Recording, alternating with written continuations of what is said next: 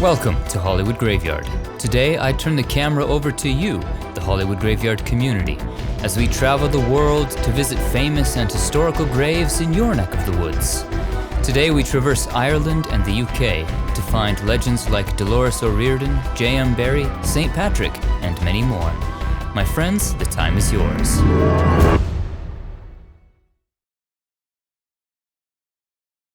Part 8 of our Viewers Special, also known as Part 2 of Round 2 of our Viewers Special.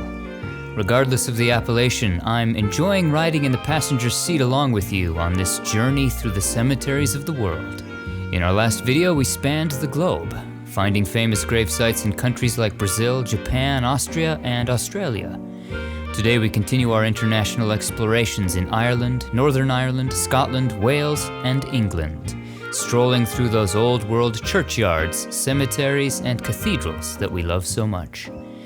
We've done a handful of videos in the past featuring famous graves in Ireland and the UK, so for more from this area, check out those videos in the playlist on our channel. We'll begin our tour today in beautiful Ireland, the lush green graveyards often marked by the distinctive Celtic cross. This is Caherelly in Limerick, Ireland. Adjacent to the old church and graveyard is a newer cemetery where we find the final resting place of rock legend Dolores O'Riordan.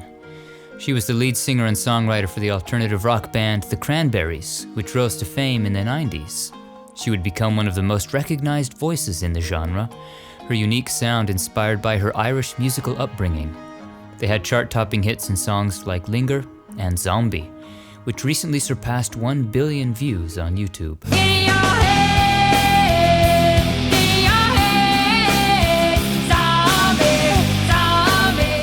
Dolores also found success as a solo artist, releasing 2 solo albums. But tragedy would strike in 2018. On the morning of January 15th, she was found unresponsive in the bathtub. Her death was ruled an accidental drowning due to alcohol intoxication. Dolores O'Riordan was 46. A 3-day mourning period was held in Ireland for Dolores, as thousands filed past her open coffin to pay their respects, before she was interred here with her father. Our next Ireland destination is St. Joseph's Cemetery in Cork City. This is where Irish actor Edward Mulhare is laid to rest. He's best remembered for his lead roles in a number of popular television series, including Knight Rider as Devon Miles, and The Ghost and Mrs. Muir as Captain Gregg, a role which earned him an Emmy nomination. He also made guest appearances on shows like Murder, She Wrote and The Streets of San Francisco. Edward died from lung cancer at age 74 in California, and was laid to rest here, back home in Ireland. This is Bruhenny Cemetery in nearby Churchtown.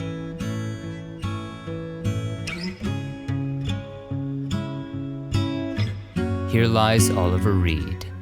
He was an English actor known for playing roles of rough and edgy characters. He's perhaps best remembered today for playing Bill Sikes in 1968's Oliver. Must I go? One word out of you, while you're out with me, and you know what'll happen. By the 70s, he was considered one of Britain's biggest stars. His final role was as gruff gladiator trainer Proximo in Ridley Scott's Gladiator. Oliver died from a heart attack during a break while filming Gladiator in Malta.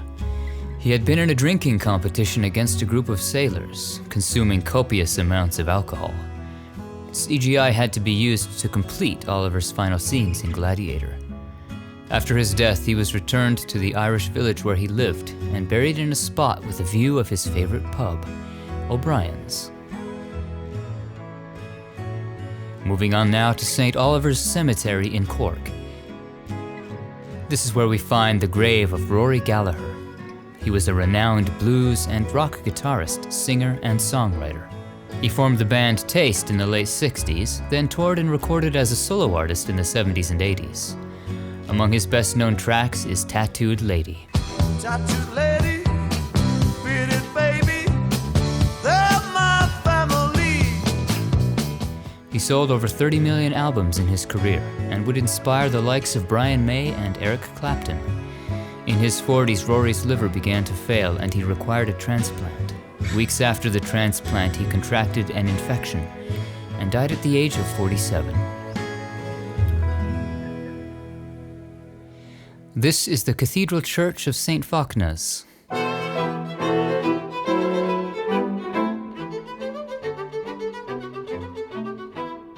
Here in the churchyard we find the grave of Margaret Wolfe Hungerford. She was a noted Irish novelist popular in the 19th century, known particularly for romantic novels. Her best-known novel is 1878's Molly Bawn. The book contains her most famous idiom, one many of you have likely used in your life. Beauty is in the eye of the beholder. Margaret died from typhoid fever at just 41.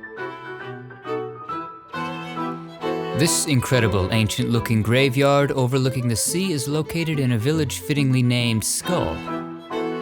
Here in Skull, we find the grave of one Danno O'Mahony. He was a professional wrestler who achieved international fame and world heavyweight champion status back in the 30s.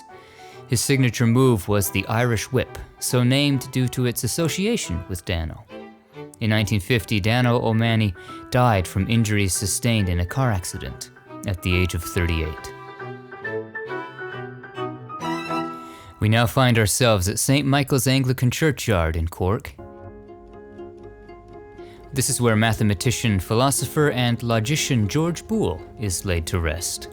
If you've ever studied Boolean algebra or performed any function that utilized Boolean logic, you can thank Boole here, who outlined it in his 1854 book, The Laws of Thought. The heart of Boolean logic is that values are either true or false, often denoted by 1 and 0, like an on-off switch. Boolean logic helped lay the foundations of the information age, being a fundamental aspect of computer science. That computer or device you're watching this video on is using Boolean logic this very moment to bring you this video. George Boole died from pneumonia at just 49.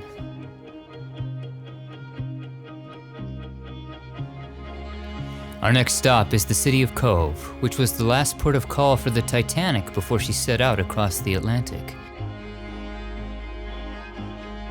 Cove has connections to another maritime disaster, the sinking of the Lusitania in 1915 by a German U-boat.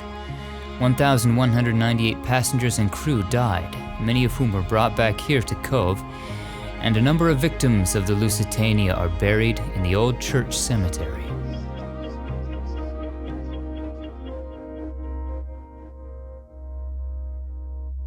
Also here at Old Church Cemetery is actor Charles Hallahan.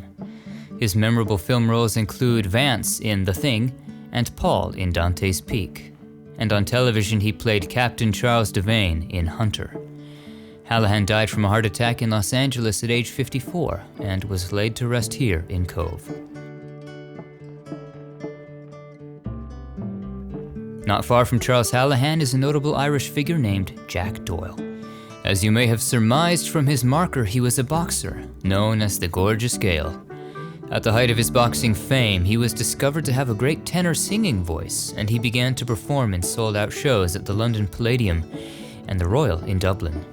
His athleticism, combined with his singing and good looks, made him a star.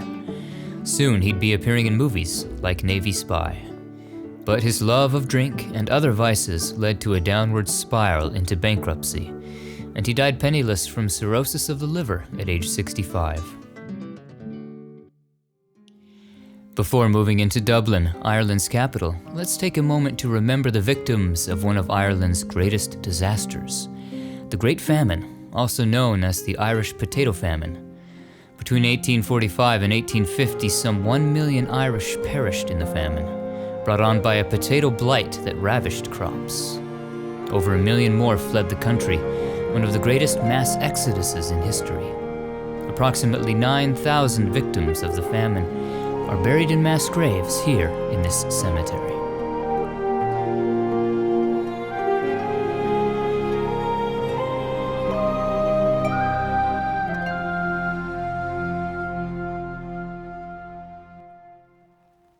Moving on now to the Dublin area, at St. Fintan's Cemetery, which is in Sutton. Here we find the final resting place of Phil Lynott. He was a popular rock musician, known as the singer, bass guitarist, and songwriter for the Irish rock band Thin Lizzy. They had a hit in their rendition of the song Whiskey in the Jar, and achieved international fame with their song The Boys Are Back in Town in 1976.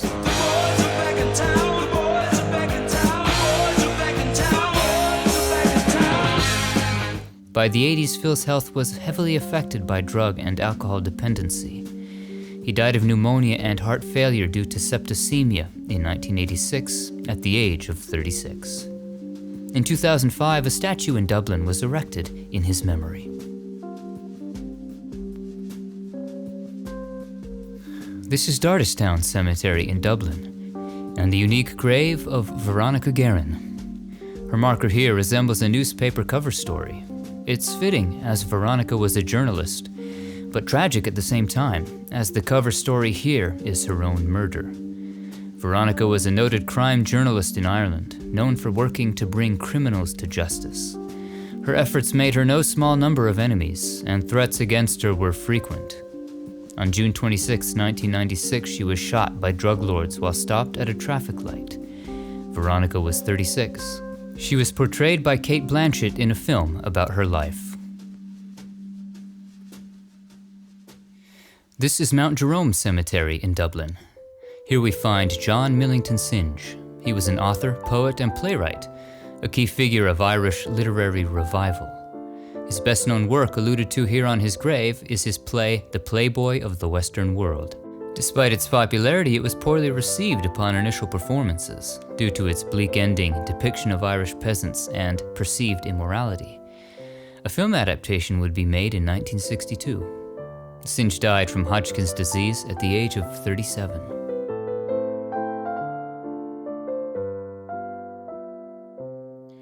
Our next Dublin stop is the majestic St. Patrick's Cathedral, founded in the 12th century.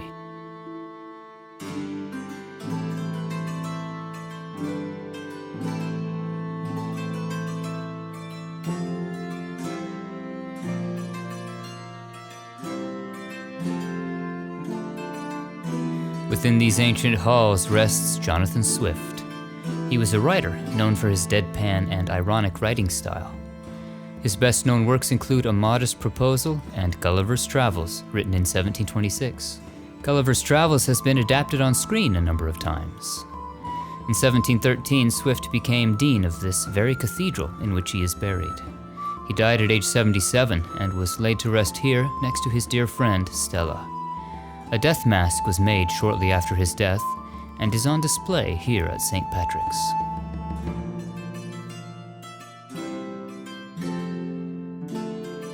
The grandest cemetery here in Dublin is Glasnevin Cemetery, which opened in 1832.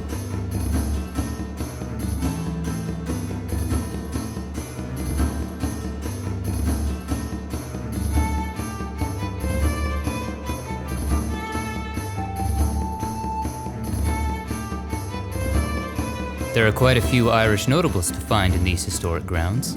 First among them, we find Brendan Behan, considered another of Ireland's great writers. He's known particularly for his plays, including The Quare Fellow and The Hostage. His autobiographical novel Borstal Boy would become an international bestseller and would later be adapted into a Tony Award-winning play, as well as a film. A heavy drinker, Behan once described himself as a drinker with a writing problem. This took a toll on his health, complicated by diabetes, and in 1964 he died at just 41 years of age. Also here at Glasnevin rests one of Ireland's most legendary and beloved folk musicians, Luke Kelly. He was a founding member of the band The Dubliners, which formed in 1962. The band garnered international success with their lively Irish folk tunes and traditional ballads. There's whiskey in the jar. I counted out his money, and it made a pretty penny. In the 1980s, Kelly was diagnosed with a brain tumor, which would eventually claim his life in 1984 at age 43. This is the grave of Liam Whelan. He was a Manchester United footballer, or soccer player, as we would say in the States. He joined Manchester United in 1953 and would play with them until 1958. Tragically, Liam was one of 8 Manchester United players that perished in the Munich air disaster, when the plane they were in crashed after a third takeoff attempt from a slush-covered runway in Germany. Liam was just 22. The grandest monument here is so tall it can be seen for miles. Resting under this round tower that stands some 55 meters, 180 feet tall, is a man known as the Liberator, Daniel O'Connell. He was the political leader of Ireland's Roman Catholics, successfully campaigning for the emancipation of Roman Catholics, which allowed him to take a seat in Parliament at Westminster. He urged for campaigns for rights and freedom to be done through diplomacy and the ballot box, rather than through violence. He also defended the rights of Jews and strongly condemned slavery, in an age when doing so was unpopular and caused a rift with the US, which still practiced the barbaric act of slavery. I am the advocate of civil and religious liberty all over the globe, and wherever tyranny exists, I am the foe of the tyrant, O'Connell once said.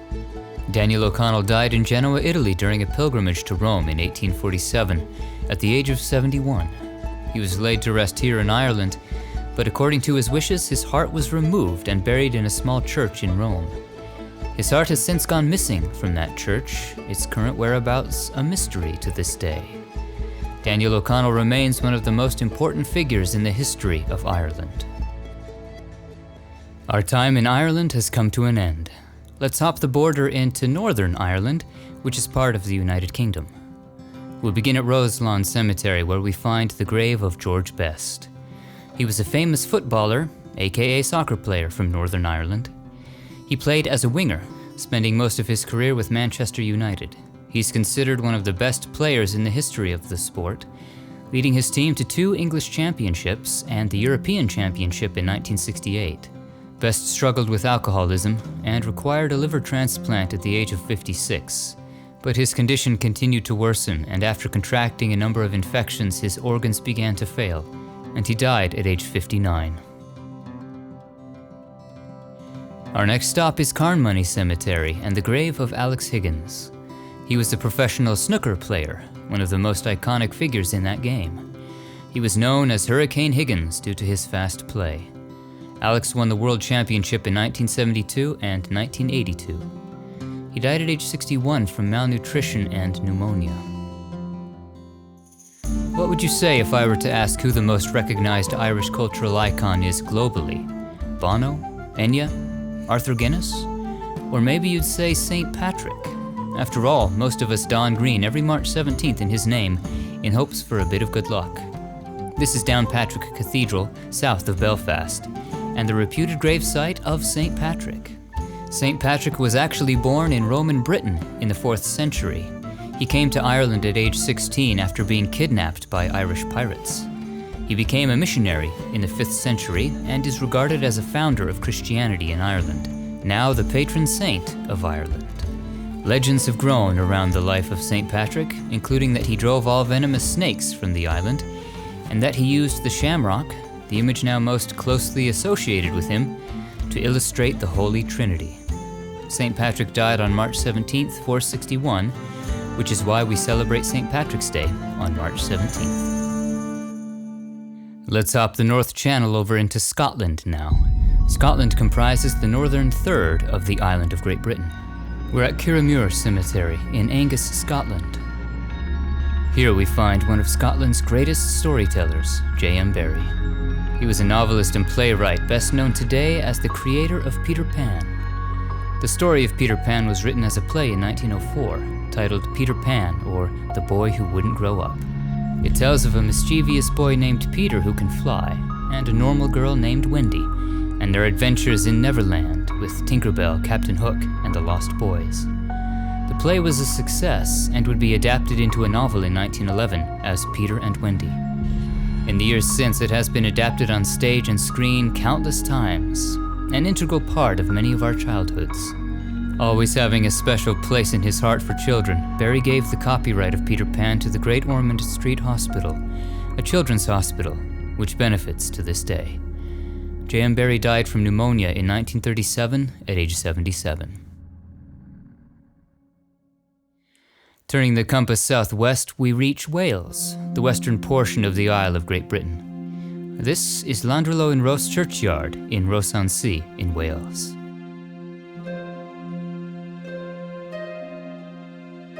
Herein we find the grave of Harold Lowe. Fifth Officer Harold Lowe was a Titanic survivor, remembered for his heroic efforts during the sinking to save passengers' lives, being placed in charge of Lifeboat 14. After the ship sank, Lowe helmed one of only 2 lifeboats to return to pick up passengers from the freezing water. Harold Lowe died in 1944 at age 61. He was portrayed by Welsh actor Ioan Gruffudd in the 1997 film Titanic. Is there anyone alive out there? Can anyone hear me?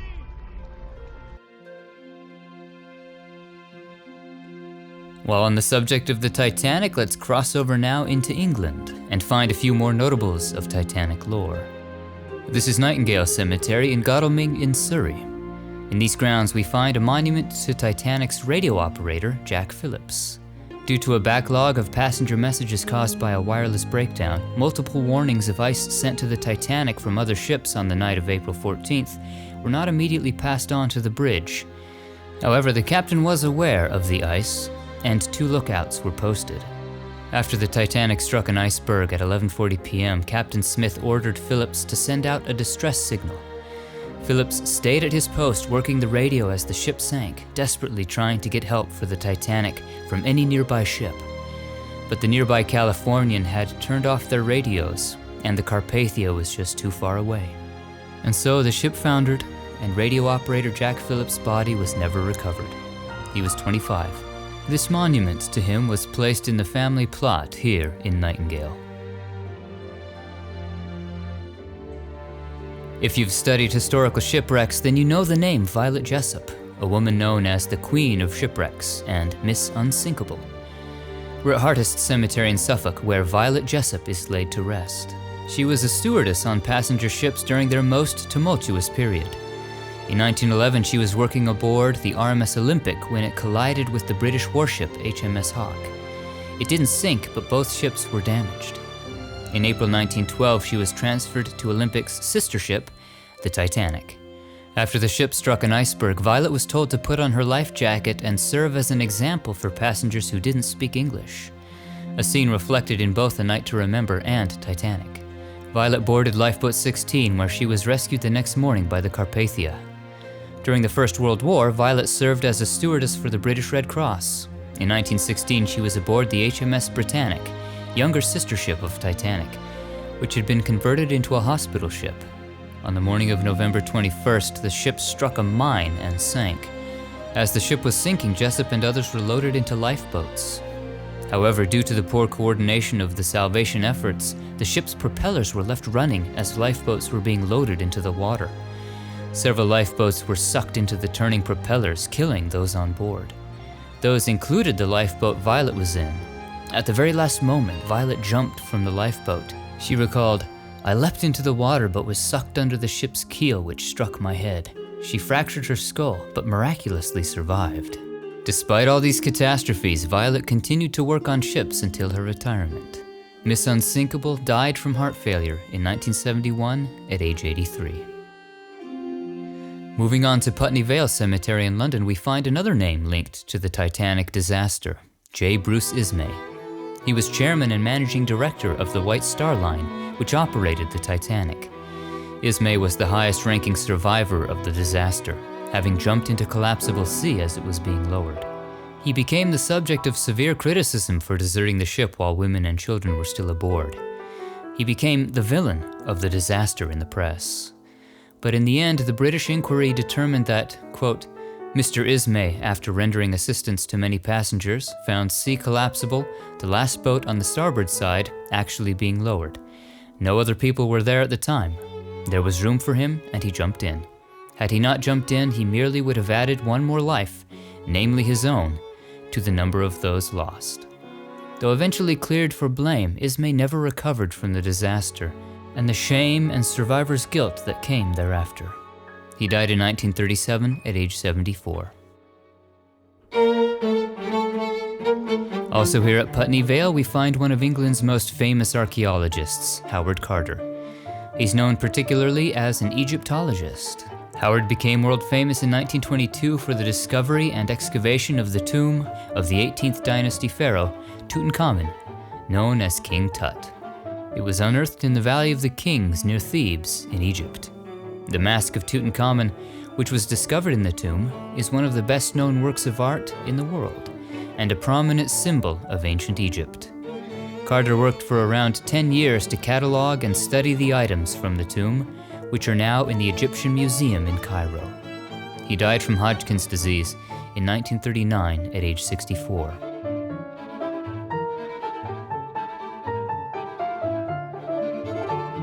Journeying northwest, we reach Lytham Park Cemetery, where legendary funny man Les Dawson is laid to rest. He made British audiences laugh for years, beginning on the radio sketch comedy show Listen to Les in the 70s, and then on television on The Les Dawson Show, which aired in the 70s and 80s. He's remembered for his bad piano playing and mother-in-law jokes. Les died from a heart attack at age 62. Next up is Macclesfield Cemetery in Cheshire. Here we find the grave of Ian Curtis. He was the lead singer and lyricist of the post-punk band Joy Division, which formed in England in the late 70s. Curtis was known for his bass baritone voice, dance style, and images of desolation in his music. One of their best-known songs is Love Will Tear Us Apart, alluded to right here on his marker.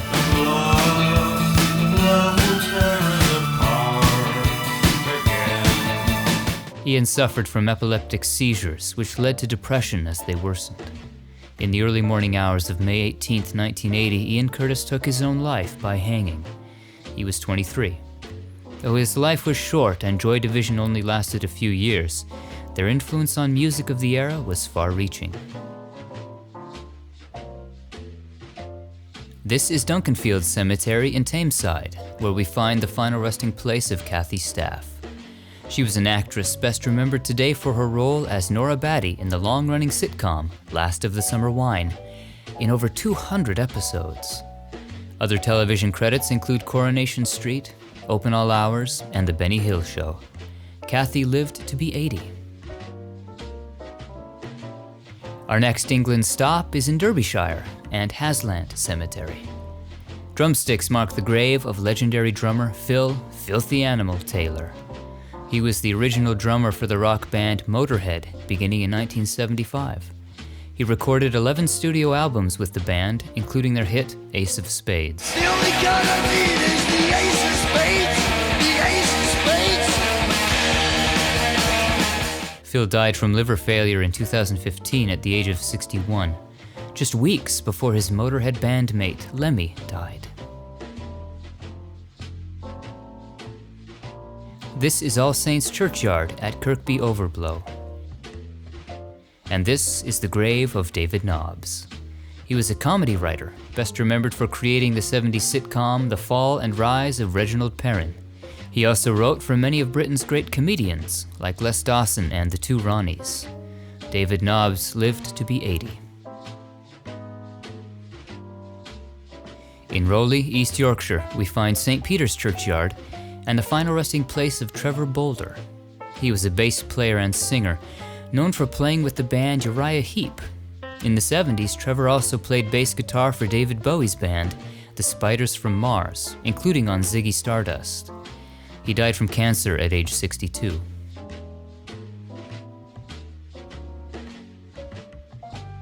This is the churchyard of St. George's Church in York. At the back of the cemetery is the grave of legendary highwayman Dick Turpin. In the 1700s, Turpin was involved in gangs that engaged in highway robbery and theft of deer and horses. In 1739, he was imprisoned and found guilty of horse theft and sentenced to be hanged at the age of 33. After his death, Turpin's life and exploits as a highwayman were romanticized, including in penny dreadfuls, novels, and in films like 1925's Dick Turpin, starring Tom Mix. Our journey now takes us to St. Lawrence Churchyard in Warwickshire.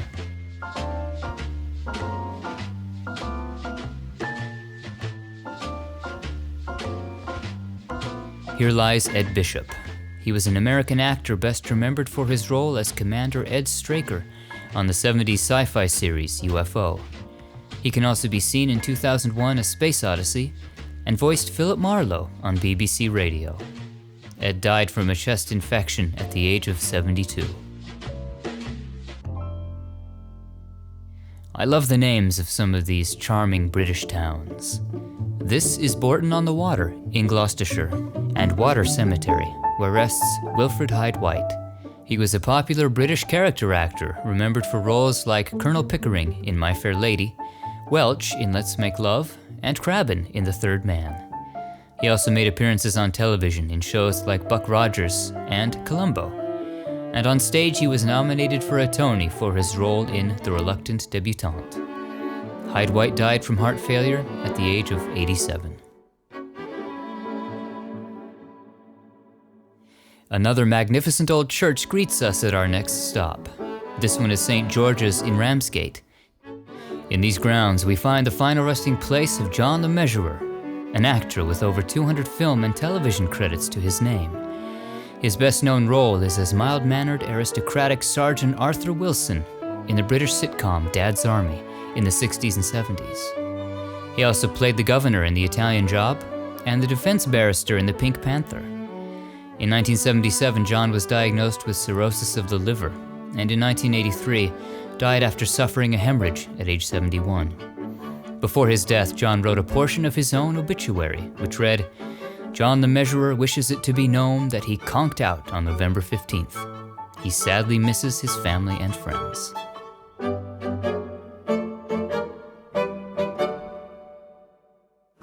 In all our tours of England, we've never visited a king. Let's remedy that now by stopping at Waltham Abbey in Essex. Here in the grounds of the Abbey, we find the grave of King Harold Godwinson II. Harold was the last Anglo-Saxon king of England, reigning from January 1066 until his death in October of that same year. He died in the Battle of Hastings with the Normans, led by William the Conqueror, when an arrow struck him in the eye. His death marked the end of Anglo-Saxon rule in England, and marked the beginning of Norman rule, with William the Conqueror succeeding the crown. King Harold was 44.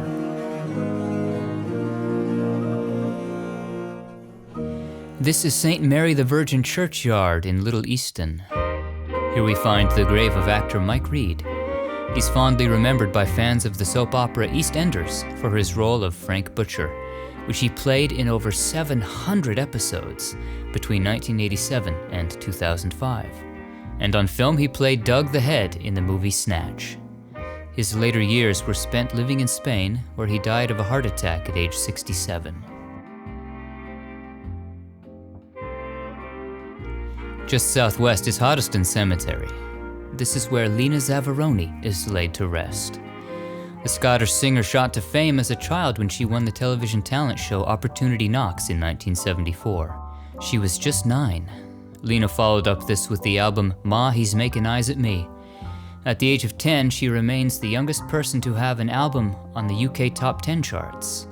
She would go on to perform with the likes of Frank Sinatra and on shows like The Carol Burnett Show and The Tonight Show.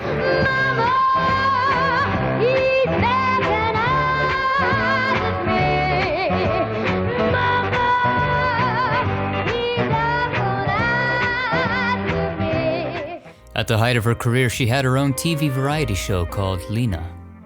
But young Lena struggled with anorexia nervosa and depression in her teens, which affected her health and career. She sought treatment for her depression, which included what was called a psychosurgical operation. Just weeks after the operation, she contracted pneumonia and died. Lena Zavaroni was just 35. This beautifully scenic little corner of England is Fordinbridge Cemetery. Here rests Neil McCarthy. He was an actor whose unique looks due to acromegaly found him often cast as villains or toughs.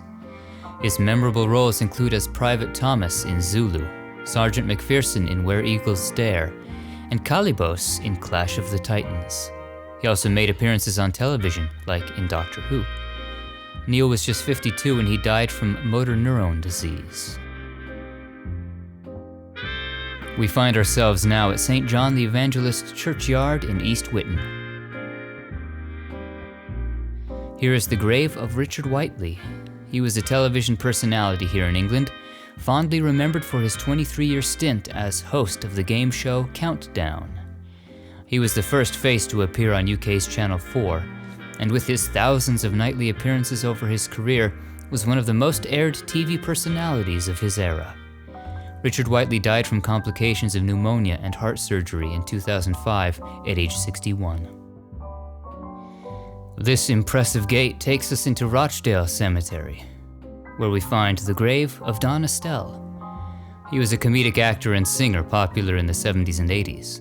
His best-known role is that of Gunner Lofty Sugden in the sitcom It Ain't Half Hot, Mum. He also had a powerful tenor voice, charting a #1 single in his comedic rendition of Whispering Grass in 1975.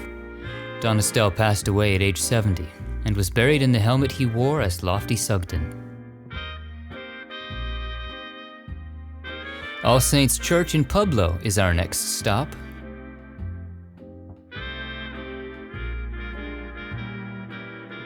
This is the grave of Acker Bilk, a popular clarinet player.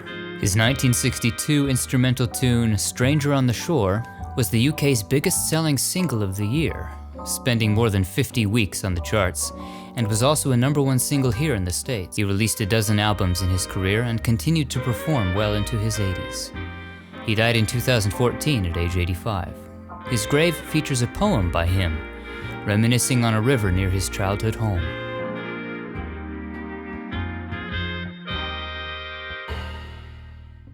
This is the parish church of St. Leonard's in Aldrington.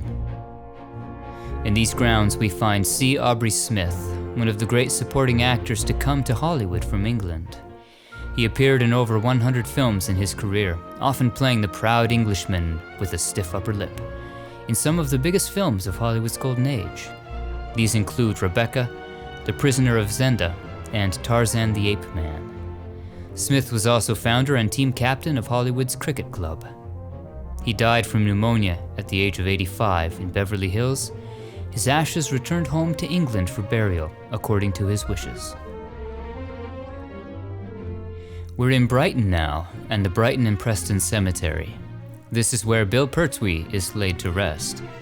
He was another of England's beloved comedic actors. Bill is best known for playing Chief Hodges on the television sitcom Dad's Army in the 60s and 70s, as well as on radio adaptations. His epitaph, "Put that light out," was one of his character's catchphrases. The MBE you see here, and have seen on other markers as well, stands for the Most Excellent Order of the British Empire, awarded him in 2007. Bill Pertwee lived to be 86. On to Dorset and Verwood Cemetery. Meet Buster Merrifield. He took up acting late in life, in his 50s. Buster is best remembered today for his role as Uncle Albert in the BBC comedy Only Fools and Horses in the 80s and 90s. Before acting, Buster was a physical training and jungle warfare instructor during World War II. He died from a brain tumor at age 78.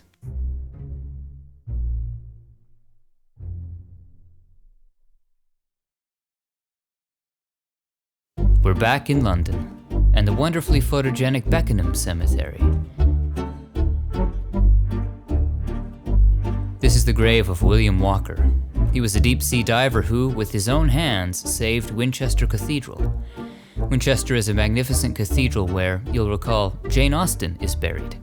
At the turn of the 20th century, the cathedral was in danger of collapse as it sank into the peaty ground.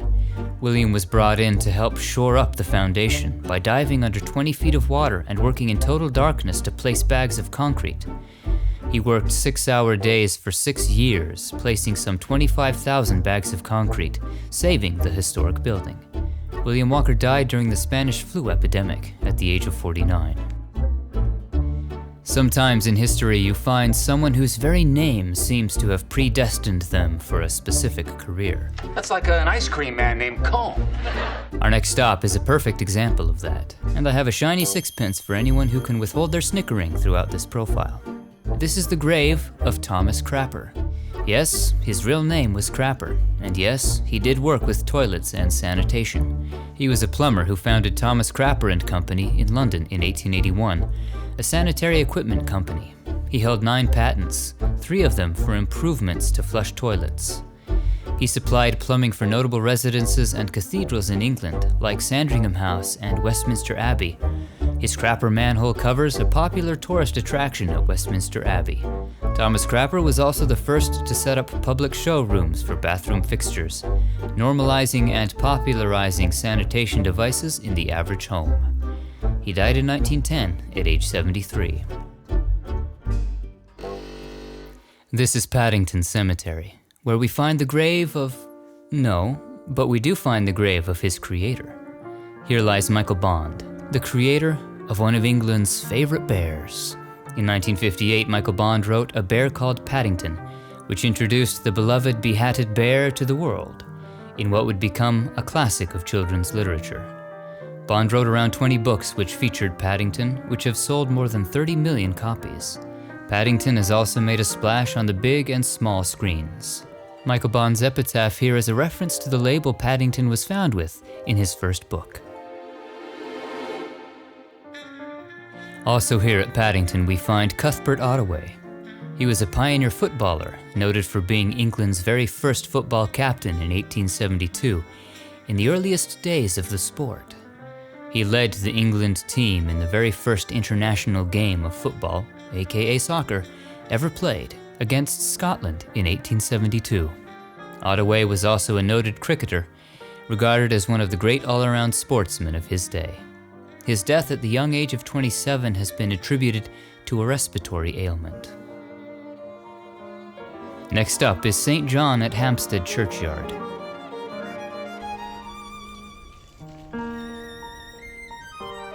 A few notables to find here.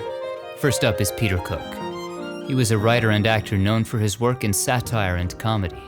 He's remembered for his frequent collaboration with Dudley Moore, co-starring in films like Bedazzled, which Cook also wrote. They also toured in a hugely popular comedy revue, Beyond the Fringe, written by Cook. Other films he wrote and appeared in include 1983's Yellowbeard.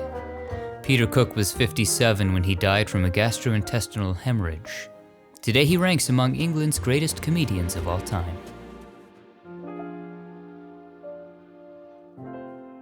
Next we find actress Kay Kendall. She's known particularly for her work in comedies in the 50s, like Genevieve, Les Girls, and The Reluctant Debutante, which co-starred her husband, Rex Harrison. In her early 30s, Kay was diagnosed with myeloid leukemia, a form of blood cancer. However, the diagnosis and the reason for her failing health were never told to her, Harrison wishing to look after her and provide her with a good life until the end. Kay died at age 32. Near the eastern end of the graveyard we find Anton Walbrook. Born in Austria, Walbrook's career on screen began in pre-war German silent films, before settling in the UK in the 30s. There he would make his mark in British and American films, notably among them The Life and Death of Colonel Blimp and The Red Shoes. He died from a heart attack in Bavaria at age 70 and was laid to rest here in Hampstead. Next to Anton, we find Georges du Maurier. He was a 19th century writer and cartoonist. He drew weekly cartoons for a British satirical magazine called Punch in the 1860s. He's also remembered for his 1895 Gothic novel Trilby. The book was a hit and featured his best-known character, Svengali. The name Svengali has since come to refer to a person who, with evil intent, controls and manipulates another. Trilby has inspired multiple film adaptations, including the 1931 version starring John Barrymore as Svengali. Georges du Maurier died at age 62. Also here is George's son, Gerald du Maurier, a popular actor and theater manager. He rose to popularity playing roles in the premieres of 2 of J.M. Barrie's plays, The Admirable Crichton and Peter Pan in the original 1904 production. Gerald was the first actor to play both George Darling and Captain Hook in Peter Pan. He also managed Wyndham's Theatre from 1910 to 1925. Gerald du Maurier died from cancer at age 61. Just a few feet away, next to Anton Walbrook, rests another of George du Maurier's children, Sylvia Llewellyn Davies. Sylvia was the mother of the boys who were the inspiration for Peter Pan. She was close friends with J.M. Barrie, who would entertain the children at the park and tell them stories in which they were the characters. Sylvia's sons' names will be familiar to you if you know the story of Peter Pan and the Darling family. They were George, John, Peter, Michael, and Nicholas. After their father died, Barrie provided financial support for the boys, and after Sylvia died from cancer at age 43, he became their guardian. Sylvia Llewellyn Davies was portrayed by Kate Winslet in the 2004 film Finding Neverland. Two of the boys rest here with their mother, John and Peter, the namesake of Peter Pan, and Michael rests nearby here at St. John at Hampstead. Several of the boys met tragic ends. George died at 21 in a battle during World War I. Michael drowned in the River Thames while at Oxford at age 20. And Peter took his own life at 63, throwing himself under a train at Sloane Square Station.